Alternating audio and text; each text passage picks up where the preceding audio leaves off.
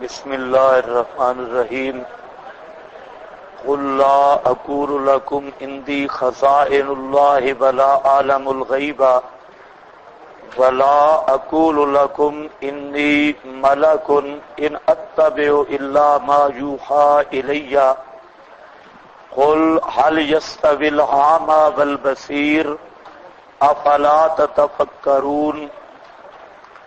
قل فرما دیجئے لا اقول لکم نہیں کہتا تم سے عندی خزائن اللہ کہ میرے پاس خزانے ہیں اللہ کے، ولا عالم الغیب اور نہیں جانتا میں غیب کو، ولا اقول لکم انی ملک اور نہیں کہتا تمہیں کہ میں فرشتہ ہوں، ان اتبعو نہیں تابعداری کرتا میں الا ما یوحى الی مگر اس کی جو وحی کی گئی طرف میرے۔ یہ بھی سوال المشرکین ہے، مشرکوں کا سوال۔ پہلے آپ نے دیکھا کہ کبھی کہتے کہ اس کو سونے کے کنگن استعمال کرنے چاہیے، اور اب اور سوال آیا کہ اگر یہ نبی ہوتا تو یہ اس کے پاس مال بہت ہوتا، اور مال کا نہ ہونا، کنگن سونے کے نہ ہونا اس بات کی دلیل ہے کہ یہ نبی نہیں۔ یہ مشرکین کا خیال تھا، اور ساتھ یہ ہے کہ وہ آپ سے یہ سوال کرتے کہ اگر آپ نبی ہیں تو ہمیں چیزوں کے نرخوں کے متعلق بتایا کریں کہ یہ جو ریٹ بڑھ رہے ہیں کب ریٹ زیادہ ہوں گے، مہنگی چیزیں ہوں گی، اور کب سستی ہوں گی، تاکہ ہم مہنگائی کے وقت بیچیں اور زیادہ نفع حاصل کریں۔ یہ بھی ان کے سوالات تھے۔ تو یہاں پر جواب دیا قل لا اقول لکم، اس جواب کا خلاصہ سمجھو۔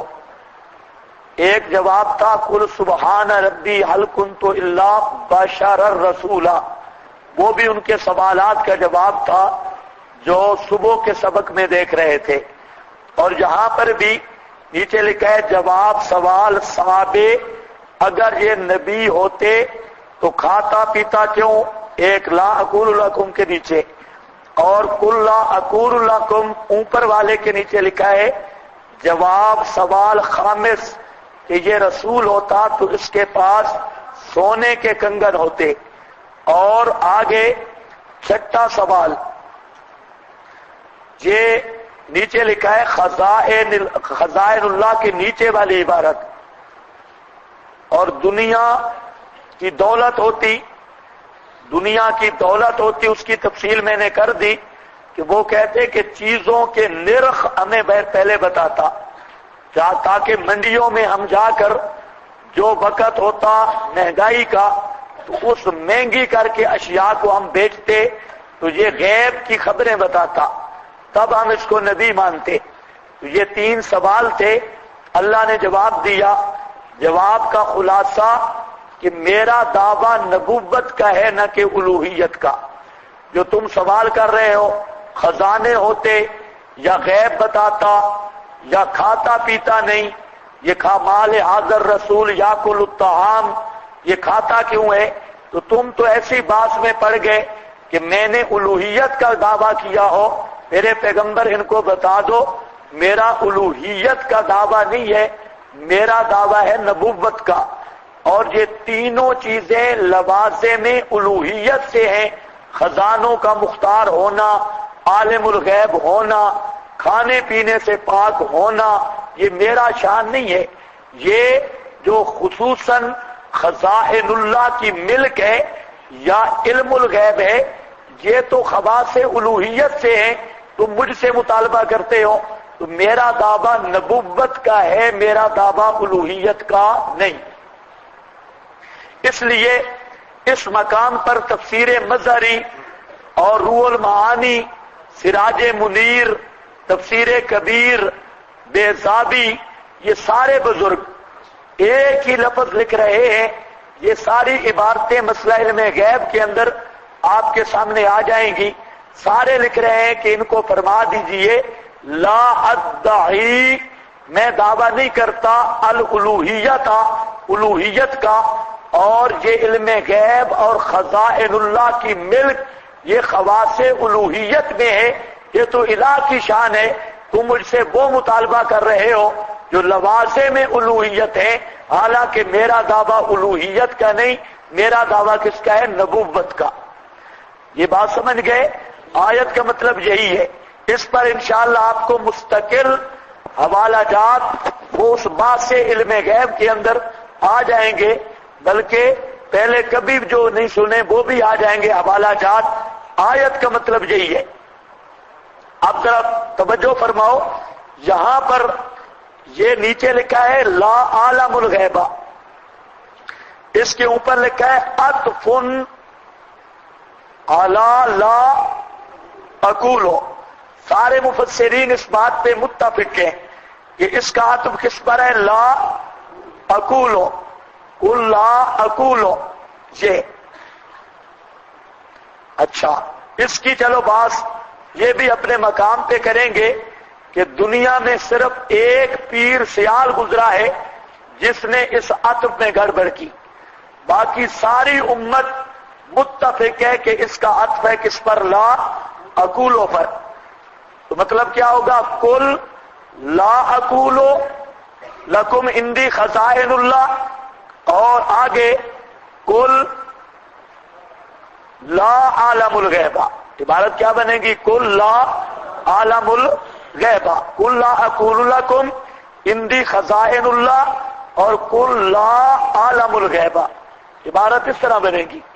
یہ خیال کرنا، فرما دیجئے کہ میرے پاس اللہ کے خزانے بھی نہیں اور لا عالم الغیبہ، میں عالم الغیب بھی نہیں ہوں.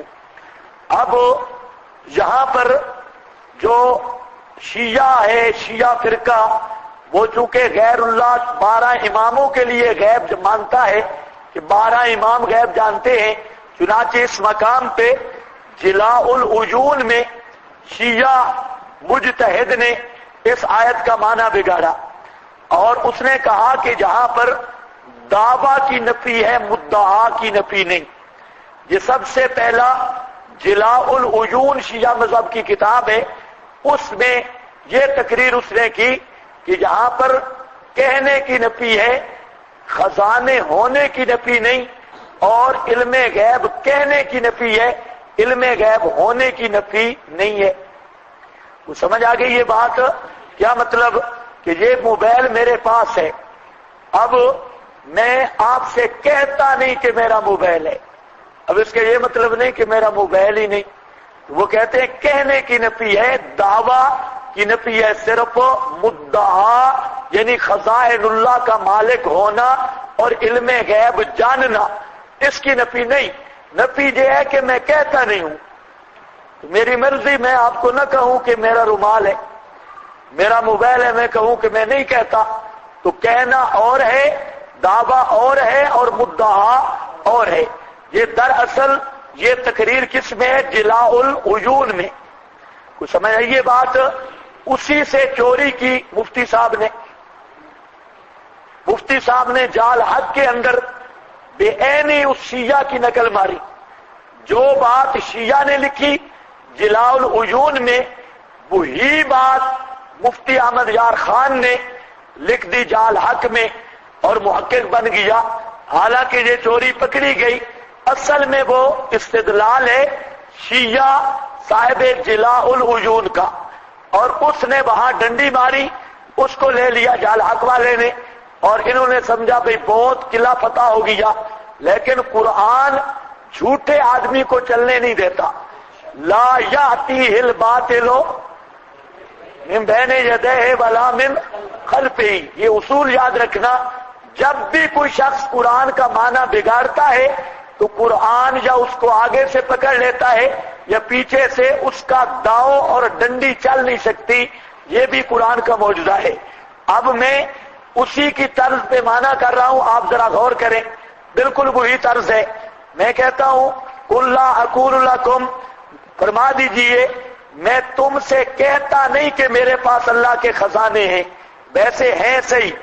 بلا عالم الغیب، میں تم سے کہتا نہیں ہوں کہ میں عالم الغیب ہوں، ویسے ہوں صحیح. ولا اقول لکم، اور میں تم سے کہتا نہیں کہ میں فرشتہ ہوں، ویسے ہوں صحیح. تو اب یہاں آ کے پھنس گئے، کیونکہ فرشتہ تو وہ بھی نہیں مانتے، ملکن تو وہ بھی جو نور مانتے ہیں تو نور من نور اللہ مانتے ہیں. تو یہاں ملکن، نبی پاک علیہ السلام کے لیے ملکیت کا تو کوئی بھی قائل نہیں. تجھے قرآن آگے نہیں چلنے دیتا. قل لا اقول لکم، وہاں ڈنڈی مارے گا. لا عالم الغیبہ، یہاں پر بھی ڈنڈی مارے گا. لیکن اس کا کیا بنے گا؟ ولا اقول لکم انی ملکن. وہ سمجھ گئے یا نہیں سمجھ گئے؟ تو اب مجبور ہو کے کہے گا دعوے کی بھی نفی ہے اور مدعا کی بھی نفی ہے. اب ہماری تقریر سنو. قل لا اقول لکم، ہم کہتے ہیں دعویٰ کی نفی ہے اور اس کی علت مدعا کی نفی ہے. یہاں دعویٰ کی نفی ہے اور دعویٰ کی نفی کی علت کیا ہے؟ مدعا کی نفی. معنی کیا بنے گا؟ فرما دیجئے میں نہیں کہتا تم سے کہ میرے پاس خزانے ہیں، اس لیے کہ خزانے میرے پاس نہیں، خزانوں کا مالک اللہ ہے. اور میں نہیں کہتا کہ میں عالم الغیب ہوں، اس لیے کہ میں عالم الغیب ہوں نہیں. عالم الغیب کون ہے؟ اللہ. اور میں نہیں کہتا کہ میں فرشتہ ہوں، اس لیے کہ انی بشر، میں بشر ہوں، میں فرشتہ ہوں نہیں، میں فرشتہ ہوں نہیں. تو کیا سمجھے ہو؟ دعویٰ کی نفی ہے اور اس دعویٰ کی نفی کی علت مدعا کی نفی ہے. اب یہ جو میں نے بات کی اس پر قرآن موجود ہے، آپ اگر نکال سکتے ہیں نکال لیں، نہیں تو ذہن میں رکھ لیں. یہاں جو فرمایا نا قل لا اقول لکم عندی خزائن اللہ، میں تم سے نہیں کہتا کہ میرے پاس اللہ کے خزانے ہیں. کیوں؟ للہ خزائن السماوات والارض، یا للہ خزائن السماوات والارض. للہ کا لام پھر اختصاص کا اور خبر کی تقدیم حصر کے لیے. اور معنی کیا بنے گا؟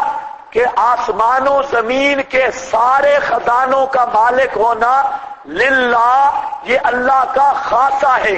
اس لیے میں نہیں کہتا کہ میرے پاس خزانے ہیں، سب خزانوں کا مالک مختار ہونا یہ اللہ کا خاصہ ہے. یہ ہے دعویٰ کی نفی اور اس کی علت ہے مدعا کا منفی ہونا. اسی طرح لا عالم الغیب، میں نہیں کہتا کہ میں عالم الغیب ہوں. کیوں؟ قل لا یعلم من فی السماوات والارض الغیب الا اللہ، للہ غیب السماوات والارض، اللہ ہی کے لیے ہے تمام علم غیب آسمانوں کے اور زمین کے، یہ میرا خاصہ نہیں.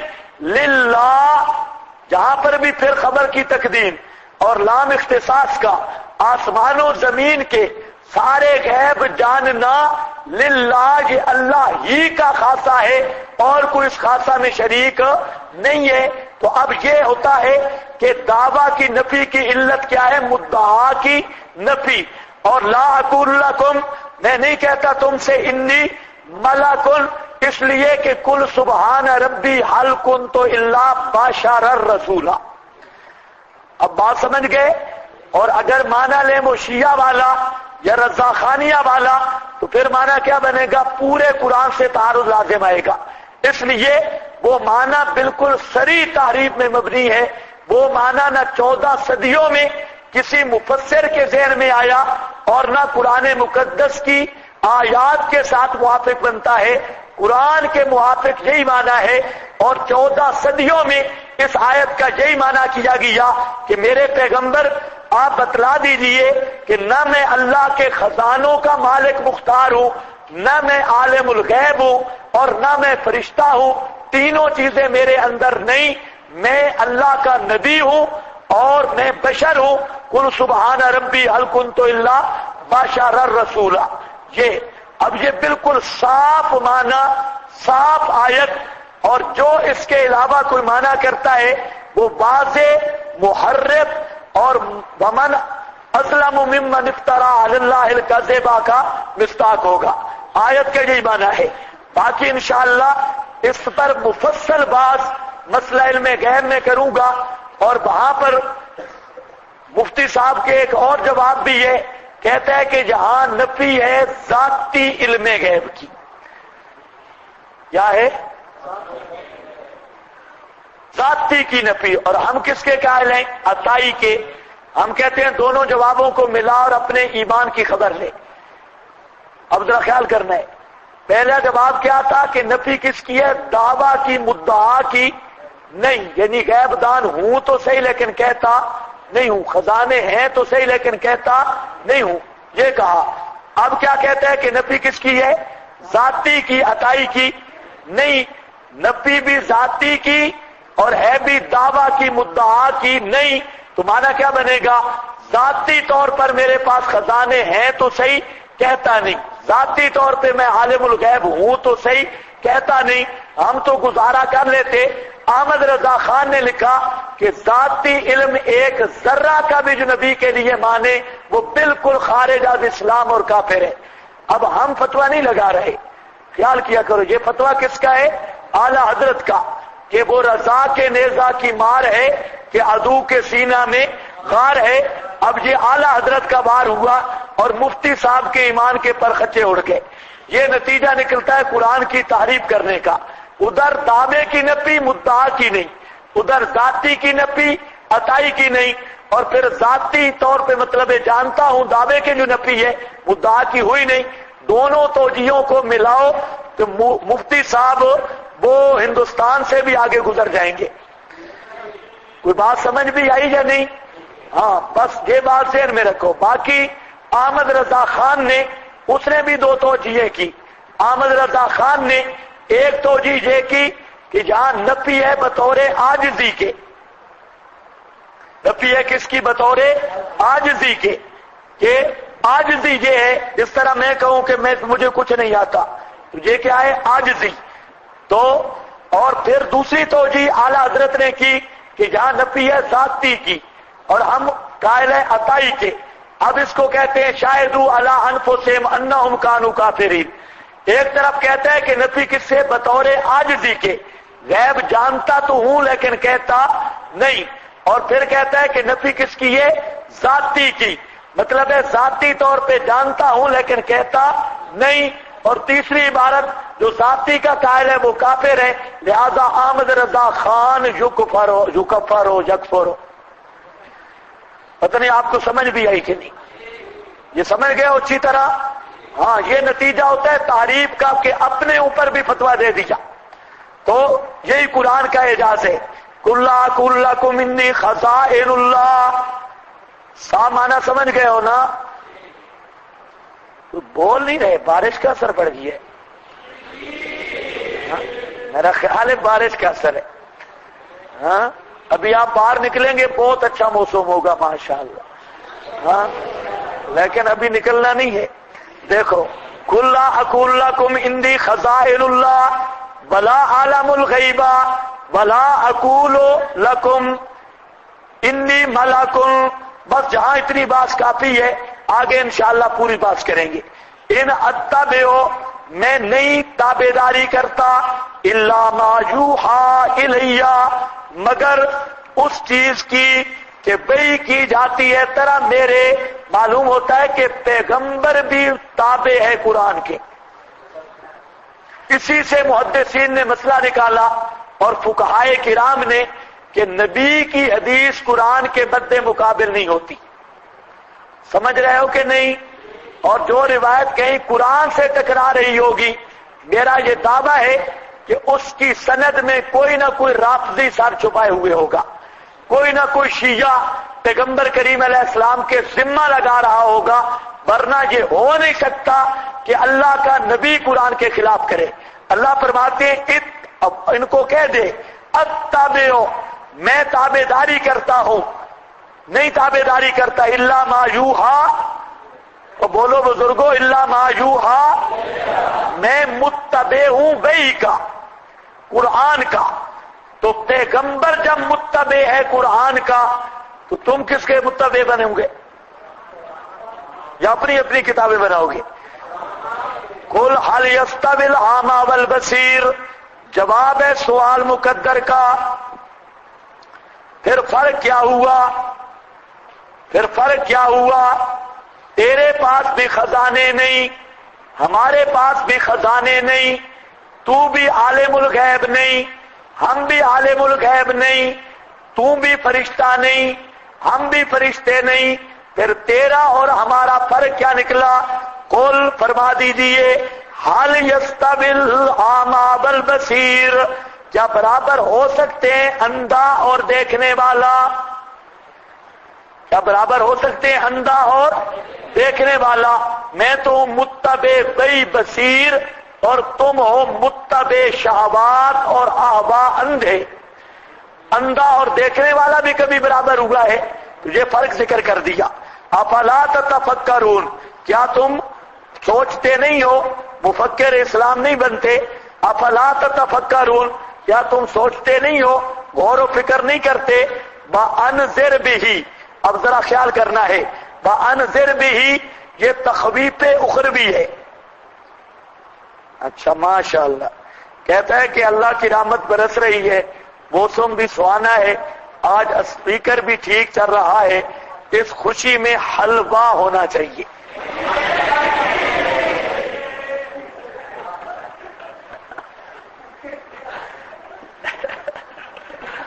ماشاءاللہ. ہاں اس حلوے کے لیے دعا کرو. لیکن حلوہ کھانے والی قوم تھی وہ غلط جاتی ہے. بنی اسرائیل کو حلوہ ملا تھا تو انہوں نے سارا کام خراب کیا تھا. وَأَنذِرْ بِهِ، اور ڈرا بِهِ بالقرآن. یہ نیچے نام نہیں لکھا، آئندہ بے نصب پرچی میں نہیں پڑھوں گا. نیچے نام لکھو پھر پرچی بھیجو. اگر یہ نیچے نام لکھتا تو ابھی میں اس کو پیسے دے دیتا اور حلوہ آپ کے لیے تیار ہوتا. اب اس نے نام لکھا نہیں، اب اس نے نام لکھا نہیں تو اب مسئلہ بنا ہے. ہاں بھائی، وَأَنذِرْ بِهِ، اور ڈرا بھی ساتھ اس کے، کس کے؟ کس کے؟ یہ ضمیر کا مرجع سمجھو بزرگو. انذر بھی، ڈرا ساتھ اس کے، کس کے؟ دلیل ما یوحا سے سمجھا جا رہا ہے، ما یوحا سے. یہ اسی لیے مفسرین تقریباً متفق ہیں کہ جہاں ہی ضمیر کا مرجع کیا ہے؟ بال قرآن. قرآن ہے. انذر بھی، ڈرا ان کو ساتھ قرآن کے. نبی کا تبلیغی نصاب کون سا ہے؟ اونچے بولو کون سا ہے؟ پیچھے بھی پڑھا ہے یہی کہ پیغمبر کریم علیہ السلام کو حکم ہے ڈرا ساتھ قرآن کے. اور بھی پڑھو گے ذکر بالقرآن. نبی کے خطبات بھی کیا ہے؟ کون سی کتاب ہے؟ ذکر بالقرآن من یخاف وعید. اور نبی کی تعلیم والی کتاب جو علمہم الکتاب والحکمہ، وہ بھی کون سی کتاب ہے؟ قرآن. نبی کا تبلیغی نصاب بھی قرآن، نبی کا تعلیمی نصاب بھی قرآن، اور نبی کا خطبات والا نصاب بھی قرآن. سمجھ آئیے بات؟ بس ہم اتنا کہتے ہیں، ہم کسی کو برا نہیں کہتے، ہم صرف یہ کہتے ہیں کہ پیغمبر کے طریقہ ہے کہ قرآن بیان کرو. انذر بھی، امت کی اصلاح ہوگی قرآن کے ذریعے، قرآن سے ہٹ کر اصلاح ممکن نہیں. انذر بھی، انذر بھی، ڈرا تو بھی ساتھ قرآن کے، الذین یخافون، ان کو جو ڈرتے ہیں، ان یحشروا، یہ کہ جمع کیے جائیں گے، الی ربہم، طرف اپنے رب کے، لیس لہم من دونہ، نہیں ہوگا واسطے ان کے سوائے اللہ کے، ولی، کوئی حمایتی، ولا شفیع، اور نہ کوئی شفیع قہری، لعلہم یتقون، تاکہ وہ بچتے ہوں، بچ جاتے ہوں، یتقون تاکہ وہ بچ جاتے ہوں۔ سمجھ آ گئی آپ کو بات؟ یہاں پر اشکال ہے۔ انذر بھی، وہاں پر آیا انذرکم ومن بلغ، پیچھے پڑھا ہے نا انذرکم بہ ومن بلغ، یہ پڑھا ہے۔ تو جہاں پر کیا آیا انذر بھی الذین یخافون ان یحشروا الی ربہم، ڈرا ان کو اس قرآن کے ذریعے جو ڈرتے ہیں کہ جمع کیے جائیں گے الی ربہم، اپنے رب کی طرف۔ یہ کیا مطلب ہے؟ اگلا جو جملہ آ رہا ہے لیس لہم من دونہ ولی ولا شفیع، ان کے لیے کوئی ولی بھی نہیں ہوگا، شفیع بھی نہیں ہوگا۔ اشکال یہ ہے کہ اگر ان سے مراد ہے مومنین تو آگے بات نہیں بڑھ رہی، لا لیس لہم من دونہ ولی ولا شفیع، مومنوں کے سفارشی ہوں گے یا نہیں ہوں گے؟ شفاعت کو مانتے ہو یا معتزلہ ہو؟ شفاعت تو ہوگی، شفاعت بالاذن، لیکن یہ عبارت نہیں بن رہی۔ اور اگر اس سے مراد مشرکین تو یہ نہیں بنتا یخافون ان یحشروا الی ربہم۔ اشکال سمجھ آ گیا ہے؟ یہ زبردست اشکال ہے، معمولی اشکال نہیں، اور علماء نے بڑا زور لگایا اس اشکال کو حل کرنے کے لیے۔ ہاں جی، اشکال تو سمجھ آ گیا یا پھر دوہراؤں؟ اشکال سمجھ آیا ہے تو جواب سمجھ آئے گا، اور جن کو اشکال ہی نہیں ہوا تو وہ ان کی خیر صلاح ہے، کوئی مسئلہ نہیں۔ تو اب جہاں پر بعض مفسرین چلے گئے کہ مشرکین مراد ہیں، کون مراد ہیں؟ مشرکین۔ انہوں نے دیکھا اگلا لفظ لا شفیع ولی ولا شفیع، انہوں نے کہا مشرکین، ان پر اشکال ہوا مشرکین مراد ہیں تو مشرکین تو قیامت کے قائل ہی نہیں، مشرکین مکہ تو قیامت کے قائل نہیں ہیں، تو پھر ڈرتے ہیں یخافون ان یحشروا الی ربہم، تو پھر ڈرنے کا کیا مطلب ہے؟ جب قائل ہی نہیں تو ڈرنے کا کیا مطلب ہے؟ اس کا مفسرین نے جواب دیا کہ درجہ امکان تک مشرکین بھی قائل تھے، درجہ امکان تک مشرکین بھی آئے گا۔ بالا ارددت الی ربی لاجدن خیرا منہا منقلبا، وہ سورۃ الکہف میں کہ مشرکین کو بھی اتنی بات آ گئی تھی نبی پاک کی دعوت سے، وہ مسئلہ بظاہر مانتے نہیں تھے لیکن اندر اندر سے انہیں ڈر لگا ہوا تھا قیامت کا، مشرکوں کو بھی، اور وہ بھی امکان کی حد تک وہ بھی مان چکے تھے۔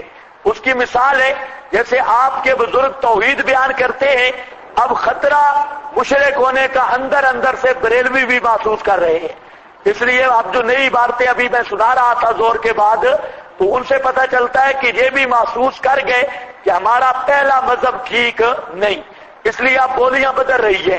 تو نبی پاک نے اس انداز میں دعوت دی کہ مشرکین عرب وہ مانتے تو نہیں تھے لیکن اندر اندر سے یہ کھٹکا ان کو لگ گیا تھا کہ کہیں لگتا ہے قیامت آنے والی ہے۔ یہ جو اتنے دلائل ہیں، یہ جو کئی بزرگ جہاں بھی بیٹھے ہوں گے نا، جو قسم اٹھا کے آئے ہیں کہ ہم نے سننا ہے ماننا نہیں ہے، تو وہ بھی کبھی کبھی جب کمرے میں جاتے ہوں گے یا ادھر ادھر اگر خوف خدا کچھ آتا ہوگا، وہ سوچتے تھے ہوں گے یار ہے تو قرآن ہے، دلائل تو ٹھیک ہے، یہ نہیں ہو سکتا کہ نہ سوچتے ہوں، ہے بات تو ٹھیک ہے تو قرآن، کچھ سمجھ آئیے بات، ہے تو قرآن، خیر ہے ڈرو نہیں، ادھر کوئی مر بھی گیا شہید ہوگا۔ ہاں بھائی، آپ نے بمبوں میزائلوں سے ٹکرانا ہے اور بادل کی گرج سے ڈر رہے ہیں، ادھر تو اللہ کی رحمت آئے گی انشاءاللہ، ادھر اللہ کا عذاب نہیں آتا۔ ہاں تو قرآن رحمت ہے، قرآن کی مجلس بھی رحمت ہے۔ اچھا جی، میں یہ عرض کر رہا ہوں کہ ان کو بھی اندر اندر سے کھٹکا لگ چکا تھا، کیا سمجھ رہے ہو؟ اس لیے اس تقریر پر اشکال اٹھ گیا۔ وہ جو تقریر تھی مفسرین نے اس کی طرف اشارہ کیا، میں نے پوری وضاحت کر دی، کہنا یہ چاہتے ہیں۔ بعد مفسرین کہتے ہیں کہ یہاں سے مراد ہے مومنین، یہاں سے مراد کیا ہے؟ اور آگے جو ہے ولیون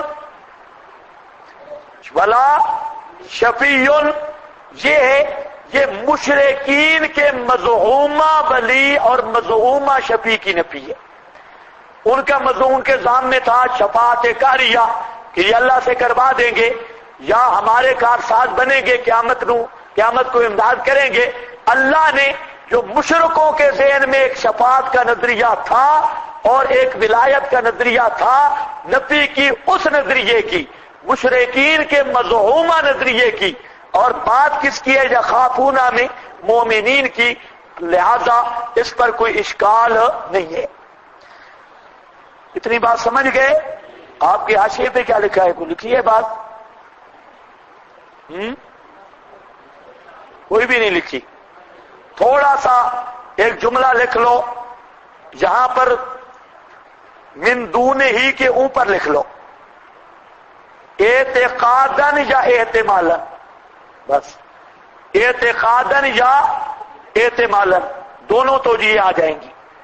یا تو عقیدہ رکھتے تھے آخرت کا، یا احتمال کے درجے میں اعتقادن، یا اگر مومن مراد ہوں تو مومن کا تو عقیدہ ہے آخرت پر، اور اگر مشرک مراد ہوں تو کم از کم احتمال کے درجے میں وہ بھی آخرت کو مانتے تھے۔ یہ بات سمجھ آ گئی ہے؟ بولو بزرگوں، لعلہم یتقون ولا تطرد الذین یدعون ربہم، زجر ہے ولا تطرد الذین یدعون ربہم، ذرا خیال کرنی ہے، عظمت صحابہ آ گئی ہے۔ لا تطرد الذین یدعون ربہم، آگے مشرک، بڑے بڑے چودھری نبی پاک صلی اللہ علیہ وسلم کی خدمت میں آ کر کہنے لگے کہ ہم آپ کا واز تو سنتے، لیکن کہتا ہے کیا اس فضائل اعمال میں قرآن پاک اور سنت نہیں ہے؟ جو قرآن جہاں لکھا ہے اس پہ اعتماد نہیں ہے۔ ہم نے کب انکار کیا ہے؟ فضائل اعمال میں قرآن کی آیتیں بھی لکھی ہیں اور صحیح احادیث بھی بعض لکھی ہیں، گپوٹیشن بھی لکھا ہے، اور ضعیف روایتیں بھی ہیں، من گھڑت اور موضوع روایتیں بھی ہیں۔ اب تیرے جیسا محقق تو وہ پڑھے گا تو وہ تو کچھ نہ کچھ دیکھ لے گا، عربی میں بھی لکھا ہے ھذا حدیث ضعیف فلاں فلاں، اور جو جاہل پڑھے گا تو وہ تو پتہ نہیں کیا درجہ دے گا تجھے۔ خامخواہ نام ناچیز عبد الرحمن، یہ کون ہے عبد الرحمن؟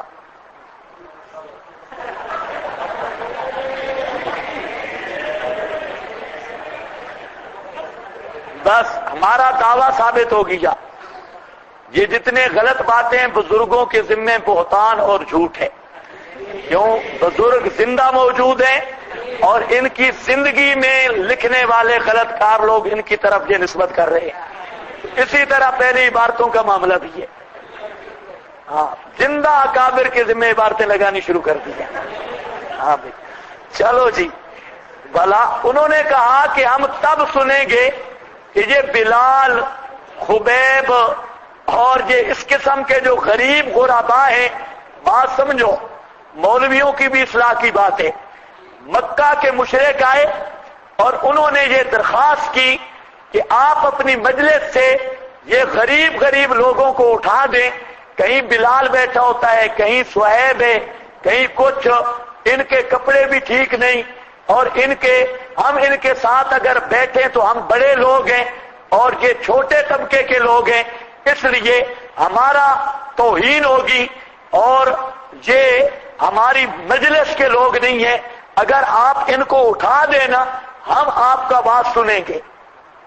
نبی پاک صلی اللہ علیہ وسلم کے ذہن مبارک میں یہ خیال آیا کہ یہ بلال، صہیب، یہ تو ہیں ہی میرے اپنے، ان کے تو کوئی ٹکڑے بھی ہو جائیں تو یہ مسئلہ نہیں چھوڑتے، تو اس لیے ہو سکتا ہے کہ یہ چودھری صاحبان بھی مسئلہ مان لیں، اور ابو جہل جیسا آدمی اور یہ بڑے بڑے آدمی یہ اگر مسئلہ مان لیں تو اس میں اسلام کو پیدا ہوگا اور توحید و سنت کی اشاعت کی راہیں کھلے گی، اور اس میں اسلام کو مالی قوت بھی مل جائے گی اور افرادی قوت بھی مل جائے گی۔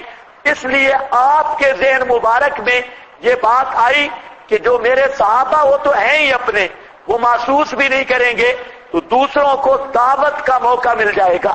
بس اتنی بات آئی، اللہ نے فرمایا لا تطرد الذین، لا تطرد الذین، نہ اٹھانا، الذین، نہ دھتکارنا، طرد کا لفظ بولا، حالانکہ طرد وہاں تھا نہیں، طرد کا معنی نہ دھتکارنا، الذین یدعون ربہم، ان کو جو پکارتے رہتے ہیں اپنے رب کو، بالغداۃ والعشی، صبح بھی شام بھی، علی الدوام، یریدون وجہہ، سبحان اللہ، یریدون وجہہ، اس پکار سے ان کا مقصد کیا ہے؟ وجہہ، وہ چاہتے ہیں رضا اس اللہ کی، وجہہ، یبتغون فضلا من اللہ ورضوانا، ما علیک، نہیں ہے اوپر تیرے، من حسابہم من شیء، کچھ بھی حساب سے، مراد ہے جزاؤہم، ان کی جزا سے یا باطن کی تفتیش سے، من شیء، کوئی چیز، وما من حسابک، اور نہیں ہے تیرے حساب جزا اور رزق سے، علیہم، ان کے ذمہ، من شیء، کوئی چیز۔ آگے ذرا خیال کرنا ہے، فَتَطْرُدَهُمْ فَتَكُونَ، یہاں دو لفظ آ رہے ہیں، فَتَطْرُدَهُمْ فَتَكُونَ، پیچھے بھی دو ہیں، ایک ہے لا تطرد، یہ نہیں ہے، اور ما علیک من حسابہم، یہ نفی ہے۔ آیت کو سمجھو، لا تطرد میں کیا ہے؟ نہیں، اور ما علیک من حسابہم میں کیا ہے؟ نفی۔ آگے دو فا آ رہی ہے، فَتَطْرُدَهُمْ، یہ جواب ہے نفی کا، فَتَكُونَ یہ جواب ہے نہیں کا، یہ جواب ہے نہیں کا۔ اب اس کو ملا کے معنی کر رہا ہوں، پتہ نہیں کئی کو تو سمجھ ہی نہیں آیا۔ پیچھے کتنی چیزیں ہیں؟ دو، ایک ہے نہیں لا تطرد، اور دوسری کیا ہے؟ نفی، ما علیک من حسابہم من شیء، یہ نفی ہے۔ آگے دو آ رہے ہیں، فَتَطْرُدَهُمْ، اور آگے فَتَكُونَ، یہ فَتَكُونَ لگ رہا ہے نہیں کے ساتھ، لا تطرد کے ساتھ، اور فَتَطْرُدَهُمْ یہ لگ رہا ہے ما علیک من حسابہم کے ساتھ۔ اب ذرا اس پر معنی کرو، لا تطرد الذین یدعون ربہم بالغداۃ والعشی فتکون من الظالمین، فتکون من معنی اس طرح کرنا ہے، اور ما علیک من حسابہم من شیء وما من حسابک علیہم من شیء فتطردہم۔ اب معنی کرو تو اب معنی بنے گا، وہ ادھر لگ رہا ہے جی ادھر۔ ایک توجیہ مفسرین نے یہی کی، مطلب کیا ہے کہ جب ان کو ان کے حساب سے تیرے ذمہ کچھ نہیں، تیرے حساب سے ان کے ذمہ کچھ نہیں، کہ تو ان کو دھتکار دے، کہ تو ان کو بھائی دھتکارے تو تب کہ ان کی کوئی چیز تیرے ذمہ ہو، تیری کوئی چیز ان کے ذمہ ہو۔ جب تیرا کوئی حساب ان کے ذمہ نہیں، ان کا کوئی حساب تیرے ذمہ نہیں، کہ پھر آپ کیوں دھتکاریں؟ یعنی آپ نہ دھتکاریں، کہ دھتکار دیں، مانا یہ کرنا ہے، فَتَطْرُدَهُمْ کہ دھتکار دیں، اور لا تطرد الذین، ان کو دھتکارنا نہیں، اگر دھتکارا فَتَكُونَ مِنَ الظَّالِمِينَ کہ ہو جائے گا تو ظالموں سے۔ بعد نے یہ توجیہ کی، اور جو مشہور توجیہ ہے چلو اسی کے لے لو، پتہ نہیں کس کو یہ سمجھ آئی ہوگی یا نہیں۔ ما علیک من حسابہم من شیء، نہیں ہے اوپر تیرے ان کے حساب سے کوئی چیز، اور نہیں ہے تیرے حساب سے علیہم اوپر ان کے کوئی چیز، فتا تو رودا ہم اگر تو نے ان کو دھتکار دیا، فتکون من الظالمین تو ہو جائے گا تو ظالموں سے، ہو جائے گا تو ظالموں سے، اگر تو نے اٹھا دیا ان کو ہو جائے گا تو ظالموں سے۔ اس توجیہ پر کوئی معنی مزہ نہیں کر رہا، جو پہلی توجیہ میں نے کی اگر سمجھ آ جائے معنی بنتا اس پر ہے۔ کذالک فتنا اسی طرح ہم نے آزمایا بعضہم ببعض بعض کو ساتھ بعض کے، تاکہ کہیں اہؤلاء یہ لوگ ہیں من اللہ علیہم احسان کیا اللہ نے اوپر ان کے، من بیننا ہمارے درمیان سے، الیس اللہ کیا نہیں ہے اللہ پاک بعالم بالشاکرین خوب جاننے والا حق شناسوں کو۔ اب دیکھو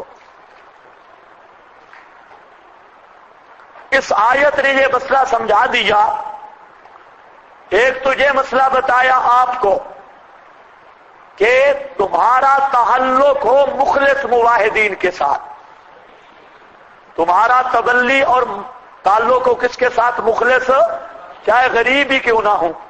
اور عام طور پہ یہ ہوتا ہے چند پیسوں ٹکوں والا آدمی ملتا ہے نا، جو مخلص غریب موحد ہیں ان سے منہ موڑتا ہے اور ان کے ساتھ جوڑنے کی کوشش کرتا ہے۔ اللہ نے اصلاح کر دی۔ نمبر دو، نبی پاک کا کوئی ذاتی مقصد بھی نہیں تھا، مقصد بھی تھا قوت اسلام اور ان کا ایمان، اور صحابہ کو ایذا دینا بھی مقصد نہیں تھا، اور نہ صحابہ کو ایذا آتی۔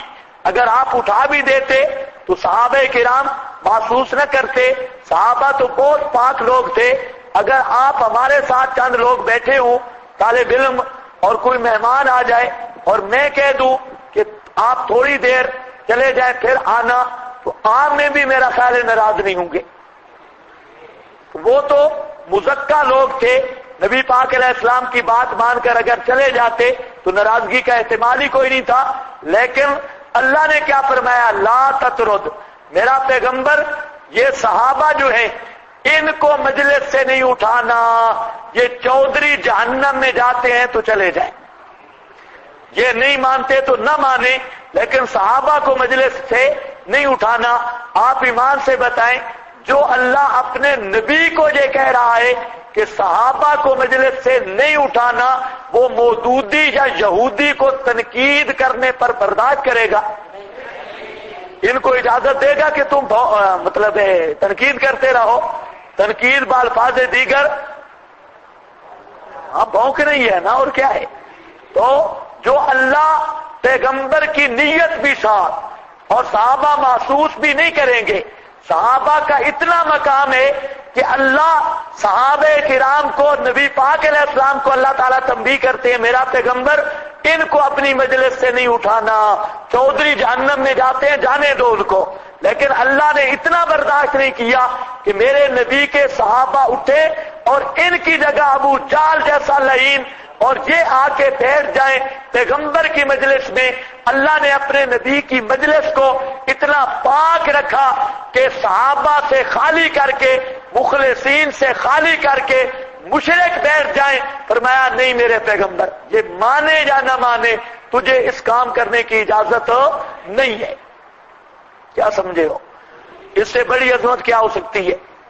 ایک دوسرا، قرآن یہ بتا رہا ہے کہ ظالم بڑے دو ہیں، ایک ظالم ہے ان الشرک لظلم عظیم، اور دوسرا فتطردہم فتکون من الظالمین۔ دوسرا ظالم وہ ہے جو صحابہ کرام کے بارے میں کوئی برا خیال کرے۔ صحابہ کے بارے میں بھی برا خیال کرنے والا کیا ہوتا ہے؟ ظالم۔ اللہ نے اپنے نبی کو کہہ دیا میرے پیغمبر اگر تو نے ان کو اٹھا دیا تو فتکون من الظالمین، تو بھی ہو جائے گا بے انصافوں اور ظالموں سے۔ جو اللہ اپنے پیغمبر کو تنبیہ کرتے ہیں میرے پیغمبر ان کو اپنی مجلس سے نہیں اٹھانا، فتکون من الظالمین، اگر اٹھایا تو تیرا نام بھی ظالمین میں چلا جائے گا. جب پیغمبر کو یہ تعذیب اور یہ تنبیہ کی جا رہی ہے تو جو آج کے دور میں چند سکول کی کتابیں اور چند اوراق تاریخ جس کے نہ راوی کا نسب نہ مورخ کا وہ پڑھ کے صحابہ پہ تنقید کرتا ہے تو وہ کتنا بڑا ظالم ہوگا. اسی لیے ہم کہتے ہیں جو آدمی صحابی پہ تنقید کرتا ہے اور تاریخ کی گندگی میں داخل ہو کر وہ آدمی ظالم اور بے انصاف ہے. اور ظالم کی شہادت کا ویسے بھی اعتبار نہیں. جو نبی کے صحابہ پہ تنقید کرے تو اس کو سمجھو کیا ظالم ہے. اور ظالم کا حکم کیا ہے؟ من مشى مع ظالم فهو يعلم انه ظالم. جو ظالم کا ساتھ دے اور پھر جانتا بھی ہو انه ظالم کہ وہ ظالم ہے، فعلیہ لعنت اللہ والملائکۃ والناس اجمعین. اس لیے نہ مشرک کو برداشت کرنے کی گنجائش ہے اور نہ صحابہ کے دشمن کو برداشت کرنے کی گنجائش ہے. کچھ سمجھ آئیے بات؟ ہاں، جو بھی صحابہ کا دشمن ہوگا وہ کیا ہوگا؟ ظالم. اچھا، اللہ کو اتنا پیار ہوا کیوں؟ حضرت مولانا حسین علی رحمہ اللہ ان کو بلایا کرتے تھے جلسے پر مولانا احمد علی لاہوری رحمت اللہ تعالی علیہ. وہ بلاتے، بہت بڑے درویش اللہ کے ولی تھے مولانا احمد علی صاحب لاہوری رحمت اللہ علیہ.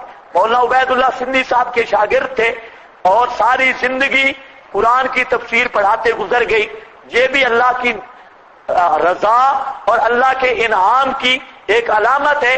قرآن پاک کی خدمت جس سے اللہ لے لے سمجھو اس پہ اللہ راضی ہے اور یہ اللہ کا بہت بڑا انعام ہے. تو مولانا احمد علی لاہوری رحمت اللہ تعالی علیہ بڑے مفسر تھے، بڑے مفسر، اور قوم کے اعتبار سے بہت گئے گزرے.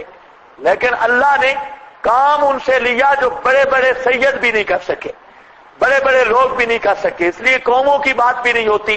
بہرحال احمد علی لاہوری رحمہ اللہ وہ کہا کرتے تھے اگر قرآن پاک کا مجھ سے خلاصہ پوچھنا ہے پورا قرآن تو میں چند سیکنڈوں میں بیان کر سکتا ہوں. پورا قرآن اس 3 مسئلوں پہ ہے: اللہ کو خالص عبادت سے راضی کر لو، اور رسول کو اطاعت سے راضی کر لو، اور مخلوق کو خدمت سے راضی کر لو. پورے قرآن کا یہ وہ خلاصہ نکالتے: اللہ کو عبادت سے راضی کر لو، رسول کو اطاعت سے، اور مخلوق خدا کو خدمت سے. تو ایک ذوق تھا. تو مولانا احمد علی لاہوری صاحب رحمہ اللہ کو حضرت مولانا حسین علی صاحب رحمہ اللہ کے ساتھ بڑی محبت تھی اور بلاتے تھے جلسے پر. لاہور میں جلسہ ہوتا، مولویوں کو بڑی تکلیف ہوتی. جو علماء کرام آتے وہاں پر بزرگ شزرگ. تو ایک دفعہ جب جلسہ ہوا تو وہاں پر مولویوں نے احتجاج کیا. انہوں نے کہا اگر پنجابی مولوی حسین علی آیا تو ہم آپ کے جلسے پہ نہیں آئیں گے. کیوں؟ کہتے ہیں ہر وقت آ کر یہ ادھر آ کے کام خراب کر جاتا ہے اور فتوے لگاتا ہے اور اس کو اور مسئلہ آتے ہی کوئی نہیں، بس مسئلہ الہ مسئلہ الہ، یہ سب کو مشرک سمجھتا ہے اور لہذا یہ نہ آئے. تو مولانا احمد علی صاحب کہنے لگے کہ اللہ کے بندو تمہیں میں بلاتا ہوں عوام کے لیے اور مولانا حسین علی کو بلاتا ہوں تمہارے لیے کہ تم مسئلہ سمجھو. تو انہوں نے کہا ہم نہیں سمجھتے. جھگڑا ہو گیا لاہور میں کافی. تو بہرحال مولانا نے کہا کہ چلو اس دفعہ میں نے ٹائم لیا ہے، اس دفعہ تو آئیں گے پھر دیکھ لیں گے، اس دفعہ جلسہ کرو. وہاں مولویوں نے مشورہ کیا کہ اس دفعہ جب آئے نا اس کو موضوع دینا ہے عظمت صحابہ، کیونکہ سارے مولوی سمجھتے ہم جو ایک موضوع کو رٹا لگا کے جاتے ہیں تقریر کر کے تو شاید دوسرا بیان نہ کر سکے. تو جب مولانا سٹیج پہ بیٹھنے لگے تو سٹیج سیکرٹری نے اعلان کیا کہ مولانا حسین علی کا موضوع ہے عظمت صحابہ اور جہاں پابندی اپنے موضوع سے ادھر ادھر ہو نہیں سکتے. اب ان کا خیال یہ تھا کہ شاید توحید بیان نہ کریں گے، عظمت صحابہ، اور عظمت صحابہ بھی بیان نہیں ہو سکے گی کیونکہ ان کا موضوع ہے مسئلہ الہ، تو یہ نہیں کر سکیں گے. حضرت شروع ہوئے، 35 منٹ تقریر کرنی تھی. تو حضرت مولانا شروع ہوئے عظمت صحابہ پر، وہ ساری ایتیں اکٹھی کرتے گئے. وہ تو مفسر قرآن تھے، جس کو قرآن آتا اس کے لیے کیا مشکل ہے کوئی موضوع تو بہرحال وہ شروع کرتے کرتے کرتے کرتے کرتے کرتے کرتے جب پہنچے نا اینڈ پر، ٹائم ختم ہونے کے قریب تھا، تو کہتے ہیں کہ صحابہ کی اتنی عظمت تم نے سنی ہے قرآن پاک سے، اب میں بیان کرتا ہوں کہ صحابہ کو یہ عظمتیں ملی کیوں، صحابہ کو یہ عظمتیں ملی کیوں۔ یدعون ربہم بالغداۃ وال، اللہ نے صحابہ کو عظمت دی اس لیے ہے کہ مسئلہ پکار میں سچے تھے۔ یدعون، اور پھر شروع کیا مسئلہ پکار۔ مولوی صاحب کہتے بس کرو جی، تو ساتھ ایک کوئی بزرگ تھا، اس کا نام میرے ذہن میں نہیں ہے، اس نے کہا کہ میں نے اپنے 35 منٹ بھی مولانا حسین علی صاحب کو دے دیے، تو وہاں پر پھر پورے 35 منٹ مسئلہ پکار بیان کیا، وہ جو مولویوں کی ہڈیاں دکھتی ہیں مسئلہ پکار سے۔ اور میں یقین سے کہتا ہوں، میں اس لیے آپ کو کہتا ہوں نا کہ مسئلہ سما شما کو اور یا ان مسائل کو ضرورت کے وقت بیان کرو۔ اگر تم مسئلہ الہ اور مسئلہ پکار کو لے کر اٹھو گے، بیان کرو گے، تو جتنی تکلیف مشرک کو اس مسئلہ سے ہوتی ہے اور جتنی یہ للڑ صاحبان کو مسئلہ پکار سے ہوتی ہے، توبہ توبہ۔ میرا ایک ساتھی ہے، وہ پٹی والا ایک علاقہ ہے کلور کوٹ کا، وہاں امام تھا اور وہ قاضی مظہر کے مرید تھے جہاں پر بھی امام تھا، تو مجھے کہتے ہیں میں بہت مسئلے میں پکا ہوں، تو میں نے کہا جھوٹ بولتا ہے۔ کہتا ہے کیوں؟ میں نے کہا اگر آپ مسئلہ الہ بیان کرتے، یہ خدامی مسئلہ الہ سے اس طرح چڑھتے ہیں جیسے بریلوی، تجھے خدامی یہ کبھی بھی تجھے برداشت نہ کرتے۔ مجھے کہتے ہیں چھوڑو چھوڑ، تو آ جا تقریر کر، لیکن اور کوئی مسئلہ بیان نہیں کرنا، مسئلہ الہ کرنا ہے۔ میں نے کہا میں آتا ہوں۔ رات کو میں چلا گیا اور وہاں پر صرف مسئلہ الہ اور کوئی مسئلہ بیان نہیں کیا، صرف بڑا خوش ہوا۔ وہ اب سارے وہ سامنے سن رہے تھے لیکن کچھ تو نکل گئے، مسئلہ الہ شروع کیا اور کچھ بیٹھے رہے۔ رات کو مجھے کہتا ہے یار مجھے خطرہ تھا کہ آپ کہیں مسئلہ سما نہ چھیڑیں، آپ نے بڑی مہربانی کی۔ تو میں نے کہا بچوں یہ صبح پتہ چلے گا، ابھی نہیں، ابھی تو ہم ادھر ہیں اور میں نے مسئلہ الہ بیان کیا۔ یہ تو خواہ سما شبا وہ تو ہم ضمناً بیان کرتے ہیں، لیکن جہاں میں نے جان بوجھ کر مسئلہ الہ صرف بیان کیا کہ تجھے بھی پتہ چلے کہ یہ توحید کے دشمن ہے۔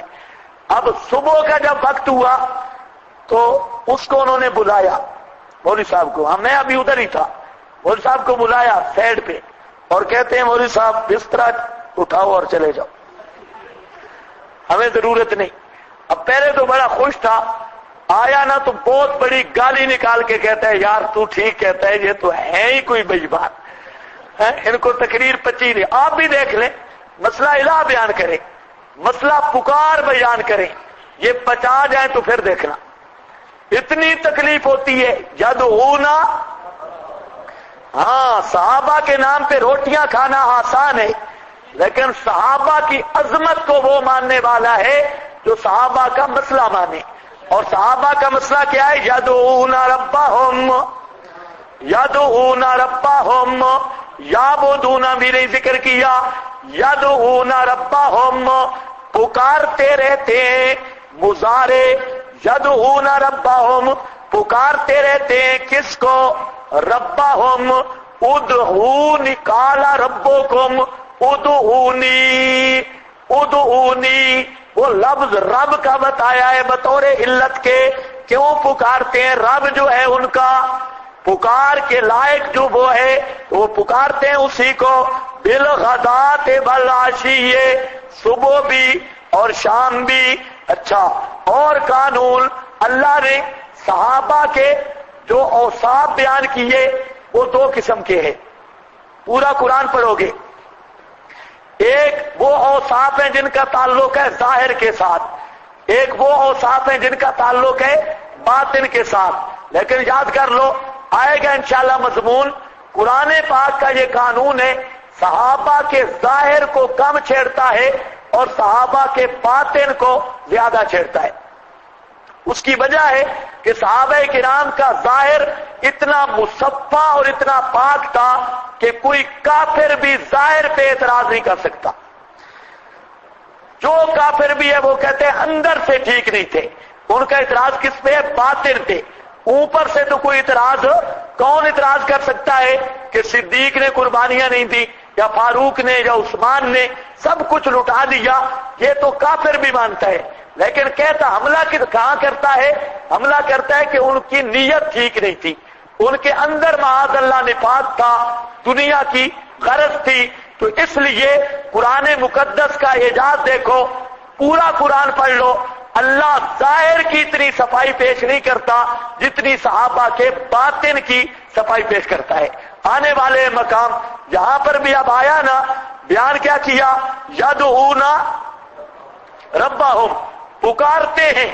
اب پکار کا تعلق تو ظاہر سے تھا، ساتھ ہی ذکر کر دیا یریدون وجہا، یہ پکار سے ان کا مقصد کیا ہے؟ یریدون، ارادے کا تعلق اندر سے ہے یا اوپر سے ہے؟ یہ باطن بیان کر رہا ہے۔ یریدون وجہہ ما علیک من حسابہم من شیء وما من حسابک علیہم من شیء، یہ ہو گیا۔ باقی بات عظمت صحابہ کے عنوان میں آئے گی۔ کذالک فتنا بعضہم، اسی طرح یہ اللہ پاک نے فرمایا یہ جو فرق میں نے رکھا ہے، کسی کو زیادہ دیا کسی کو کم، تو یہ بھی آزمائش ہے، آزمایا ہم نے بعض کو بعض کے ساتھ، لام تالی لیا ہے اور یہ علت تکوینی ہے، مطلب یہ ہے کہ تاکہ کہیں وہ کہیں اہا اولائے، کیا یہ ہیں کہ انعام کیا اللہ نے اوپر ان کے، من بیننا، ہمارے درمیان میں سے، الیس اللہ، کیا نہیں ہے اللہ قدر جاننے والا حق شناسوں کو، وَإِذَا جَاءَكَ الَّذِينَ، سبحان اللہ۔ آگے پھر آیا قرآن جب صحابہ کا تذکرہ کرتا ہے چھوڑتا نہیں، اِذَا جَاءَكَ الَّذِينَ، جب آئیں تیرے پاس، الذین، وہ لوگ، یؤمنون بآیاتنا، یؤمنون، دیکھا یدعون، یؤمنون، میں نے کیا کہا؟ قرآن صحابہ کے اوصاف بیان کرتا ہے، انبیاء کے حالات بیان کرتا ہے۔ اب آ رہے ہیں نا اوصاف، یدعون ربہم وصف تھا، یریدون وجہا وصف تھا، اب جب آئیں تیرے پاس کون؟ یؤمنون بآیاتنا، جو ایمان رکھتے ہیں ہماری ایتوں کے ساتھ، فقل، پس فرما دیجئے، سلام علیکم اہلا و سہلا مرحبا۔ سلام کے کئی معنی ہیں، یہاں پر وہ سلام نہیں، کیونکہ اس کا قانون تو یہ ہے کہ آنے والا بیٹھے ہوئے کو سلام کرے گا، جو سلام تحیہ ہے تو وہ آنے والا بیٹھے ہوئے کو کیا کرے گا، اس کا تو یہ قانون ہے۔ لیکن یہ کون سا سلام ہے؟ جب آپ کے پاس آ جائیں تو کل سلام، جہاں سلام بے معنی ترہیب ہے، سلام بے معنی اہلاً سہلاً مرحبا، خوش آمدید، استقبال کے معنی میں ہے۔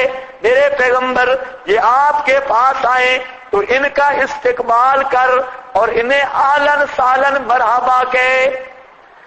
سمجھ گئے یا نہیں سمجھ گئے؟ ہاں، وہ جو ہے نا خوشبو کے عقیدے والا بزرگ، اس نے اس آیت کی بھی تعریف کی ہے اور شرم بھی نہیں آئی، یہ سماع النبی کی دلیل تھی، اس میں سماع ثابت ہے۔ اب خوشبو والا عقیدہ پڑھیں، میں کہتا ہوں خدا کی قسم بریلوی بھی تعریف میں پیچھے رہ گئے۔ اب اس آیت میں ہے کوئی سماع کی بات؟ اس آیت کو جو اس نے مانا نہیں، جو ایمان والے آئے نا تیرے پاس تو ان پر سلام کیا کر، یعنی سلام کا جواب دیا کر۔ اچھا، اب دو باتیں سمجھنی ہیں آئیں گی، یا ہے کیا جا یؤمنون، کہ اذا جاءکا یا اذا جاء قبرہ کا؟ پہلی تحریف تو اس محرف نے یہ کی کہ اس نے جاءکا کو بنایا جاء قبرہ کا، حالانکہ پوری امت متفق ہے کہ ایک ہوتا ہے کہ قبر پہ جانا، ایک ہوتا ہے اس آدمی کے پاس جانا۔ تو تمام فقہاء نے مسئلہ لکھا، ایک آدمی اگر قسم اٹھائے کہ میں فلاں کے پاس نہیں جاؤں گا، اگر اس کی قبر پہ آیا تو حانث نہیں ہوگا۔ کیوں؟ سارے فقہاء، یہ انشاءاللہ میں پورے حوالے آپ کو نوٹ کرواؤں گا مسئلہ توسل میں، وَلَوْ أَنَّهُمْ إِذ ظَّلَمُوا جاؤ کا پر سارے حوالے دے دوں گا. تو تمام فقہا محدثین پوری امت اس بات پہ متفق ہے کہ کسی کے پاس آنا یہ اور بات ہے اور کسی کی قبر پہ آنا یہ اور بات ہے. جو قبر پہ آتا ہے اس کو نہیں کہا جاتا کہ فلانے آدمی کے پاس آیا. اب پوری امت کے خلاف شروع میں لکھتا ہے میں اکابر کا اندھا مقلد ہوں. اس کو کہو اندھیا، یہ عجیب تقلید ہے. سارے اکابر کہتے ہیں جو قبر پہ آئے اس کو نہیں سمجھا جاتا کہ وہ آدمی کے پاس آیا. یہ سب اکابر کی تحریرات پہ پانی پھیر کر ساتھ کہتے ہیں ہوں بھی اندھا مقلد اور مانتا بھی اکابر کی ایک نہیں. مزہ بھی تب ہے نا. آدمی کہتا بھی جائے میں مقلد ہوں، اکابر کا اندھا مقلد ہوں، اور اکابر کی ساری تحقیق پر پانی پھیرتا رہے. اب ساری امت کے اکابر اس بات پہ متفق ہیں کہ مجیت الی شخص یہ غیر ہے، مجیت الی القبر یہ غیر ہے. اور جہاں پر کیا آیا جا کا یا جا قبرہ کا، اس نے جا کا کو بنا دیا جا قبرہ کا. یہ پہلی تحریف. دوسرا جہالت کی انتہا ہے کہ یہاں سلام ان کو تحیہ کے معنی میں لے رہا ہے، حالانکہ یہ سلام بے معنی خوش آمدید کے ہے. کیوں کہ قانون یہ ہے کہ آنے والا بیٹھے ہوئے کو سلام کرتا ہے، اور ان جاہلوں کو سلام کا پتہ ہی نہیں. سلام کے کئی معنی ہیں، یہ آئیں گے اپنے مقام پر. سلام بے معنی رحمت بھی ہے، سلام علی المرسلین، سلام علی نوح، سلام علی الیاسین، یہ رحمت کے معنی میں ہے. اور سلام بے معنی خوش آمدید ہے. جیسے یہاں پر سلام علیکم، جب وہ آئیں تو آپ ان کو دعا دیا کریں یا ان کا استقبال کیا کریں ان لفظوں کے ساتھ، ٹھیک. اور سلام تحیہ بھی ہے، سلام دعا بھی ہے، اور بھی سلام کی سلام متارکت بھی ہے. سلام علیکہ، حضرت ابراہیم نے باپ کو کہا تھا کہ بابا میرے ساتھ سلام ہی نہیں، سلام علیکہ. تو سلام متارکت بھی ہوتا ہے. اذا خاطبهم الجاہلون قالوا سلاما، یہ سلام متارکت، سلام رحمت، سلام بے معنی خوش آمدید، سلام بے معنی دعا، اور سلام بے معنی تحیہ، یہ سارے سلام کے معنی ہیں. لیکن میرا خیال ہے خوشبو زیادہ ہی ناک میں چڑھی ہے، دماغ خراب ہو گیا. اب قرآن کا معنی بگاڑنا شروع کر دیا.